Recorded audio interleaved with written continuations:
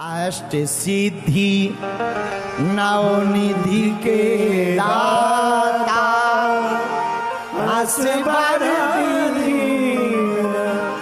जानकी माता। दो सिद्धियों पर बात हो गई, अरिमा महिमा। अब तीसरी सिद्धि कौन सी है हनुमान जी के पास?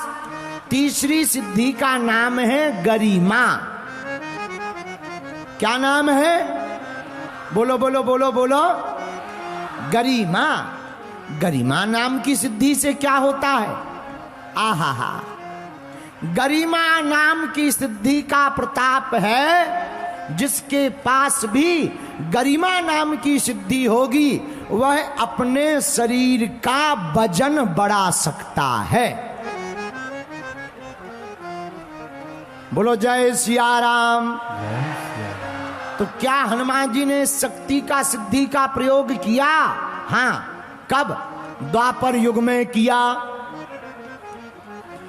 अर्जुन के बनाए हुए पुल के ऊपर जो बाणों का पुल बनाया था, अर्जुन ने कहा, अरे ओ बंदर, तुम्हारे भगवान कौन है? हनुमान जी बोले, राम जी। क्या दिक्कत है?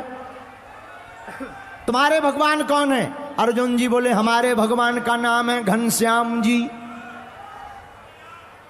अर्जुन बोले, तुम्हारे भगवान ऐसे ही थे? अगर ऐसे ही तुम्हारे भगवान महान थे तो बंदर भालुओं से पुल नहीं बनवाते, बाणों का पुल बना करके बंदर भालुओं को उस पार नहीं ले जाते। हनुमान जी बोले, अर्जुन जी, एक एक बंदर का ही भार सहना मुश्किल था, ऐसे लाखों बंदर थे, इसीलिए प्रभु ने पुल बनवाया था। बोलो जय सिया राम।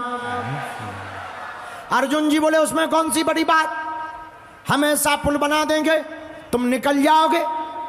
हनुमान जी बोले, नॉट पॉसिबल। अर्जुन जी बोले, पॉसिबल है। हनुमान जी बोले, शर्त लगा लो।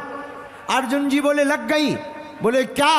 अर्जुन जी बोले, हम बाण चलाकर तीरों का पुल बनाते हैं, तुम उस पर चलो, अगर टूट जाएगा तो हम आत्महत्या कर लेंगे, और नहीं टूटेगा तो जो हम कहेंगे वो करना पड़ेगा। हनुमान जी बोले, तैयार हैं। बोलो जय सिया राम।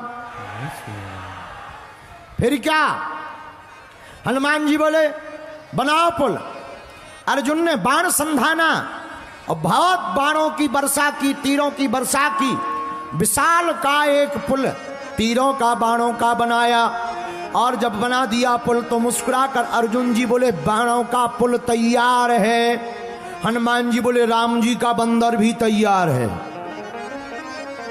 अर्जुन जी याद करो, अगर टूट जाएगा तो तुम्हें आत्महत्या करनी पड़ेगी। अर्जुन जी बोले, तैयार है। अब हनुमान जी तो हनुमान जी हैं। हनुमान जी साधारण पैर नहीं रखा, विशाल काय शरीर बनाया और अपने एक एक रोम में एक एक पर्वत को बांध लिया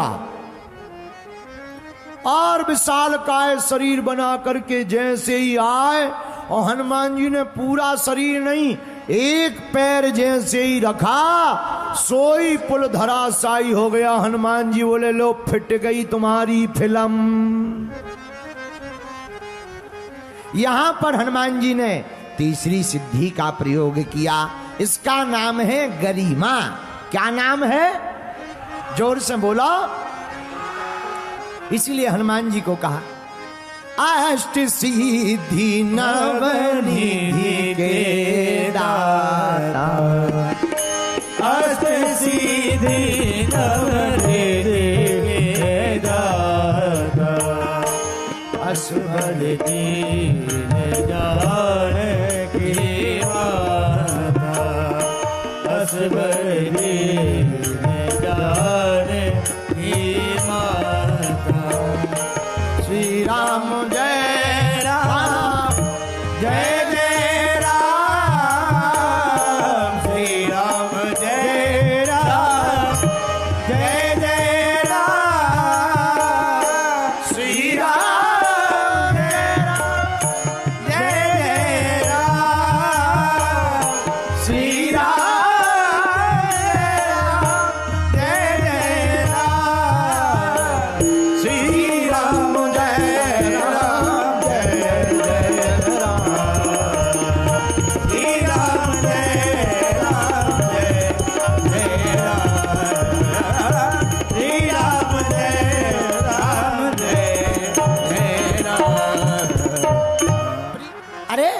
अर्जुन जी आप हनुमान जी को चतुरता दिखा रहे, जो स्वयं ही विद्यावान गुणी अति चातुर, जो स्वयं चतुर हैं उनको आप चतुरता दिखा रहे हो।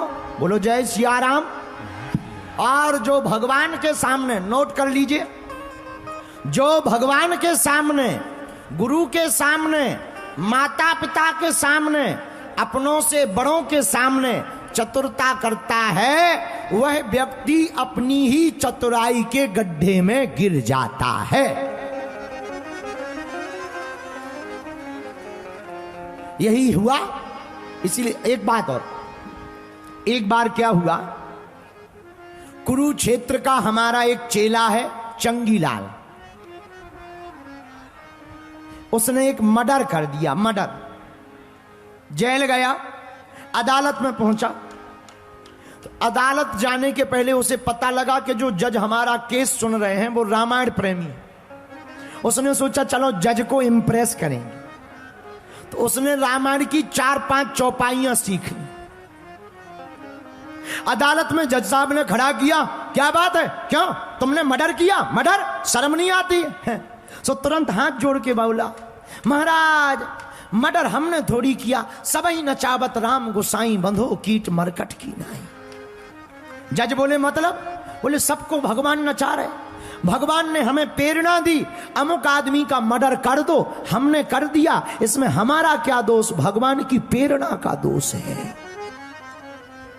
इसने सोचा हमने बढ़िया जवाब दिया है, शायद जज चौपाई सुनकर के इंप्रेस हो जाएगा, लेकिन जज भी हमारे ही जैसा था। तुरंत कलम उठाई, बोले इस आदमी को 2 घंटे के अंदर ही फांसी दी जाए। अब चंगीलाल चौंक गया, अरे साहब जब हमने कहा कि हमने मर्डर नहीं किया, भगवान ने करवाया, भगवान की प्रेरणा से हुआ, फिर आप हमें क्यों फांसी दे रहे? जज मुस्कुराते हुए बोला, जिस भगवान ने तुम्हें प्रेरणा दी कि मर्डर करो, उसी भगवान ने अभी अभी हमें प्रेरणा दी कि इसको फांसी पर चढ़ा दो। आओ, आओ, आओ। तो चतुराई वहां चलेगी जहां मूर्ख हो, पर अपने से बड़ों के सामने चतुरता नहीं चलती। और हनुमान जी महाराज जी जैसा कोई चतुर हो सकता? यह तो विद्यावान गुणियति चातुर है। इसलिए भैया हमें सबके सामने, तो देखो कई लोग, बुरा न मानना, कई लोग दिखावा की भक्ति करते, टीवी का कैमरा सामने आएगा ऐसे हाथ जोड़ेंगे जैसे मीराबाई हो गया। बोलो जय सिया राम। अच्छा घर में मेहमान आ जाए, इतनी माला जपेगा कि मान लो साक्षात जो है केवट जी बने बैठे हैं। बोलो जय सिया राम, बोलो जय सिया राम।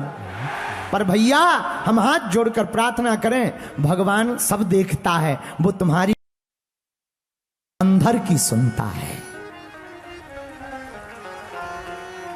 भगवान भाव के भूखे, इसलिए भगवान के सामने प्रदर्शन की आवश्यकता नहीं है। गुरु के सामने, माता पिता के सामने और भगवान के सामने, तीनों जगह नोट करो, गुरु के सामने, माता पिता के सामने और भगवान के सामने मेरे माई बाप, प्रदर्शन की जरूरत नहीं है। यह तीनों जगह तो दर्शन की है।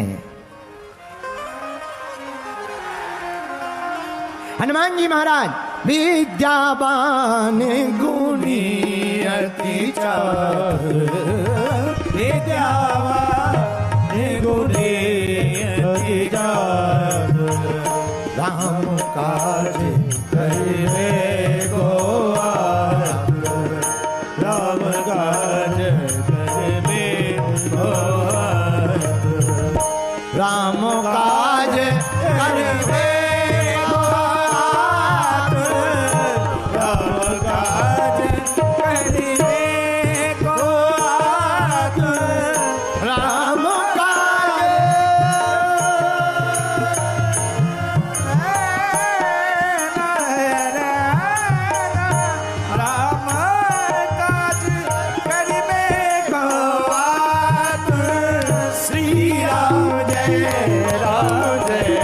जय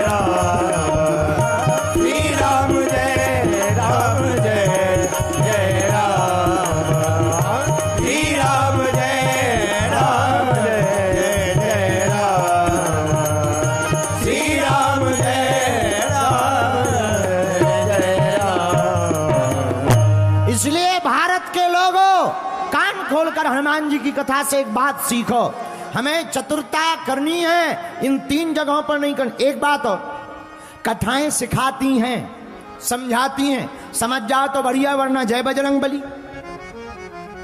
कई बार गुरुजी समझाते कुछ और हैं, व्यक्तियों को समझ में कुछ और आता। सबकी अपनी अपनी मति है, बात भी सही है। एक बार क्या हुआ, इस बात पे हमें एक दृष्टांत याद आया। एक बार एक पढ़ी लिखी लड़की का विवाह एक गांव के अनपढ़ लड़के से शादी हो गई।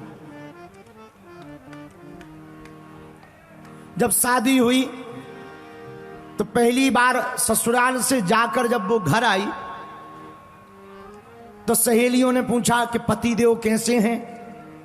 तो उसने बेचारी ने अपने पति की इज्जत रखने के लिए बताया, बहुत अच्छे हैं, समझदार हैं, ज्ञानी हैं, बहुत बढ़िया हैं और बहुत समझदार हैं, बहुत बुद्धिमान हैं, बहुत अच्छे हैं। कुछ दिनों बाद पुराना जमाना, पति लेने आया। इसने सोचा कि पैदल चल के आए, पुराना जमाना था, थक गए होंगे, एक काम करते हैं, भूखे होंगे, चूल्हे के नजदीक ही बैठा करके हम जल्दी जल्दी पूरी बनाते जाएंगे और सब्जी बनाकर रखते जाएंगे, ये गरम गरम खा लेंगे। सहेलियां आ गई, कौन आया है। इसने इशारा करके कहा, हमारे वो आए हैं। पहले के जमाने में नाम थोड़ी लेते थे हस्बैंड के, अब आजकल का तो जमाना ही है, आजकल तो नाम नहीं लेते हैं, बड़े उल्टे फुल्टे जमाने के नाम रख गए। हमारी तो शादी भाई नहीं है, हमारा अनुभव नहीं है, पर दूसरों का अनुभव हमें मिलता रहता है। आओ, आजकल तो ऐसे उल्टे फुल्टे नाम, आजकल तो पति को हस्बैंड नहीं, पति नहीं, स्वामी नहीं, बेबू। आओ बताओ तो, पति को ही बेबू बना दिया, स्वीटू। अरे राम राम राम, जय हो भारतीय नारियों। खैर कुरुक्षेत्र की माताएं ऐसी नहीं हैं।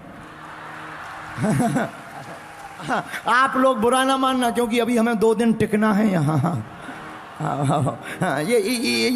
ये बात तो हम वेस्ट इंडीज वालों की बता रहे हैं। तो वो पत्नी बेचारी सीधी सादी गांव की पत्नी, तो सीधा साधा गांव का पति, पत्नी समझदार, कुरुक्षेत्र की पढ़ी लिखी। उसने कहा चूल्हे के नजदीक बैठा देते हैं। तो सहेलियां आ गई, कौन आया है। उसने कहा हमारे वो आ गए। अच्छा, हाँ जीजा जी आए। सालियों ने मजाक शुरू की। अब पत्नी ने पूड़ी बनाई, तो क्या है कि गांव की पूड़ियां तो बड़ी बड़ी होती, शहर की छोटी छोटी होती। छोटी छोटी पूड़ी बनाई। पूड़ी तो जानते हो ना, हाँ जी या ना जी। तो पूड़ी बनाई और पूड़ी रखी। पूड़ी इतनी छोटी कि उसने सोचा अब कौन तोड़े, एक पूरी लेवे और सब्जी में बोड़े और एक ही बार में घटाघट जय सिया राम। अब जो उसकी स्त्री की पत्नी की सहेलियां थी वो मन ही मने हंसे, मुंह छिपा कर। पत्नी को बेचारी को बड़ा बुरा लगे कि हमने इनकी बड़ी इज्जत बनाई थी, समझदार हैं, बुद्धिमान है, ये नाक ही कटा रहे, दिमाग खराब कर रहे। पत्नी अब बोल तो कुछ सकती नहीं, तो इशारा करके बोले 1 के 2 तो कर जाओ, कम से कम 2 तो करो। 2 पति को लगा कि पत्नी समझदार है, वो समझ गई कि हम भूखे हैं, सो वो कह रही 1 नहीं 2 खा। 1 क्यों 2 खाओ, 2। उसने भी पति गांव का, बेचारे हमारे गांव का पति, 1 पूड़ी लेवे, नीचे धरे, ऊपर से साग के ऊपर दूसरी पूड़ी और पिज्जा बना के घटाघट खा जा। अब सहेलियां और हंसेंगे, वाह गजब। अब पत्नी का दिमाग खराब, माथा पीटने लगी, हे भगवान इन्हें समझा कुछ और रहे, हमने तो कहा था 1 के 2 करो, अब जी 2 घटाघट खा रहे। अब माथा जैसे ही पटका, सो पति को लगा कि पत्नी कह रही है कि ये पूजा की पूरी है, प्रणाम कर खा।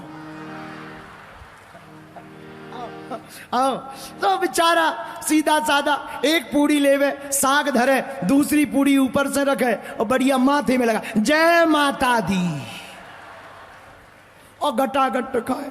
अब पत्नी का मुंह शर्म से लाल, सब सहेलियां हंसे। तब उसने चूल्हे में लकड़ी लगाकर पत्नी ने नाराज होके कहा, अरे चूल्हे, इससे अच्छा तो जैसा पहले जल रहा था वैसे ही जलता ठटरी के बरे। इससे अच्छा तो वही ठीक था कि एक एक पूड़ी खा रहे थे। यही हम लोगों का हाल है।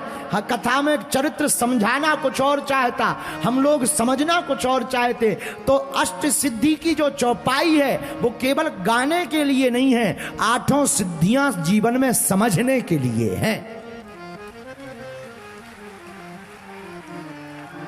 इसी भाव से तुलसीदास जी ने लिखा, एहा अष्ट सिद्धि नवनिधि के दाता,